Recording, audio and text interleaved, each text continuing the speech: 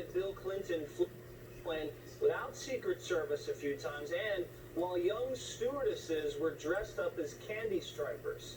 Now, new photos have emerged showing the former president on Epstein's plane and with Epstein's alleged madam. Here he is with Ghislaine Maxwell, who's under FBI investigation for engaging in alleged underage sex trafficking. Ghislaine Maxwell also attended Chelsea Clinton's wedding.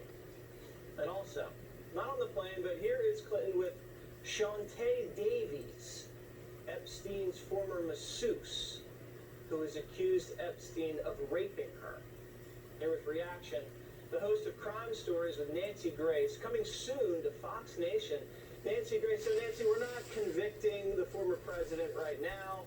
We are just saying that more and more is coming out about his relationship, whether it's the discrepancy over the flights that he took, whether it's the ABC Amy Robach allegation, now new photos are emerging.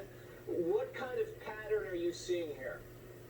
Are you talking about with Clinton or Epstein? Because I've got problems with both. Yeah. I don't, looking at it in the light most favorable to Clinton, it's just bad PR. Right. To be on a plane, on Epstein's plane, Lolita Express, with Ghislaine Maxwell, who in my mind is nothing more than a high-class pimp. Right. Okay? And not only, I believe Kevin Spacey was also on that plane in 2002 on a humanitarian trip to Africa with the Clinton Foundation.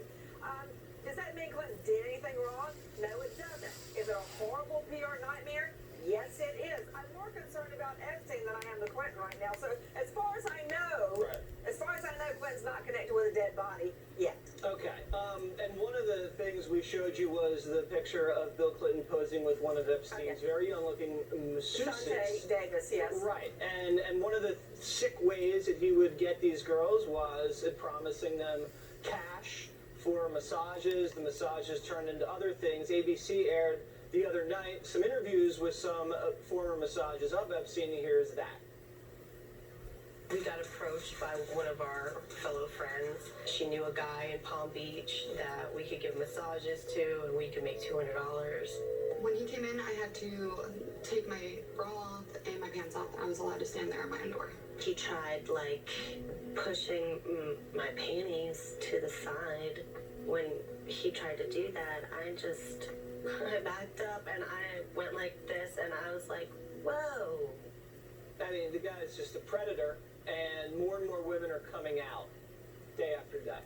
You know what concerns me, and it's on so many levels, so many things, as a crime victim myself, these are women that are very articulate and were of an age that they could say, hey, no, stop.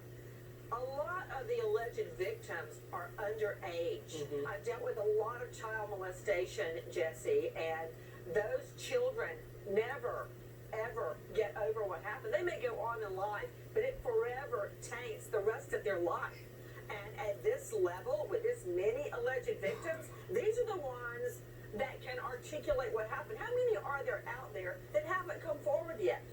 Yeah, and allegedly these women were between the ages of 13 and 18, and he targeted them, and they came from underprivileged backgrounds and were not a part of the Palm Beach community.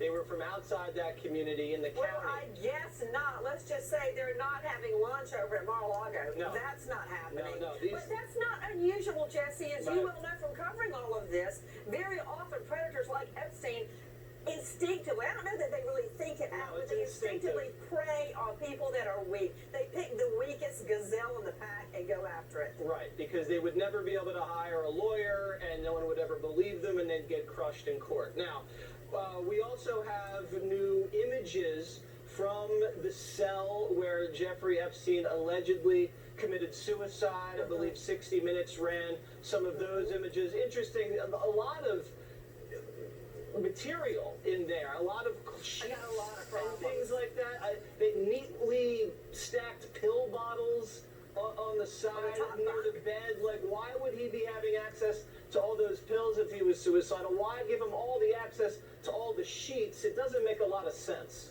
Well, it goes to this. The overarching problem is the numerous systemic failures. How can it all be a coincidence? coincidence. And one of my catchphrases is, there's no coincidence in criminal law. How is it? He was on suicide watch. He already tried to commit suicide once. They take him off 1 week later and put him in a cell. They move his roommate out. The guards go to sleep. The video doesn't work. In the cell, there is an electrical cord to a sleep machine. There's an abundance of those orange sheets, and nobody notices. We know the top bunk was not disturbed. And that's important, Jesse, very important, because they're in pill bottles and neatly arranged, sitting upright on the top bunk. That tells me that he had to use a lower bunk rail. Why is that significant, Jesse? Because if you hang yourself leaning forward from a lower bunk, there's no way, I think, you can get the velocity to crack not one, not two, but 3 areas of your neck.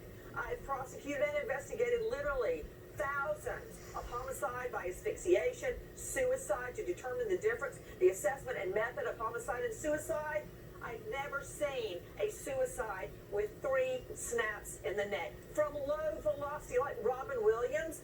You put something around your neck like a bed sheet, and then you slowly go forward till you hang. That doesn't break your neck bones. And Dr. Michael Bodden agrees with you. He's never seen anything like that in a suicide, those types of breakages in the neck bone like that. And the video surveillance that was supposed to show his first suicide attempt, it's missing now. The federal prosecutor says it's gone. It's gone. It's It was not just a missing. mistake. They said they inadvertently preserved the video from another tier of the jail, another level. Yeah, they preserved the wrong video, and then that one was automatically erased. Okay, like you said, nothing a coincidence in They just criminal. keep piling up. It's crazy. All right. One more thing I just wanted to mention on the news, if you look carefully at the news that the medical examiner identified as the noose made out of sheets, there's no blood on it. But on the photo on his neck, it's very bloody. But if you look at the autopsy and the picture, you see a blood right around the neck area. All right. Exactly. Nancy, thank you very much. Thank you for having me. Up next, very weird situation involving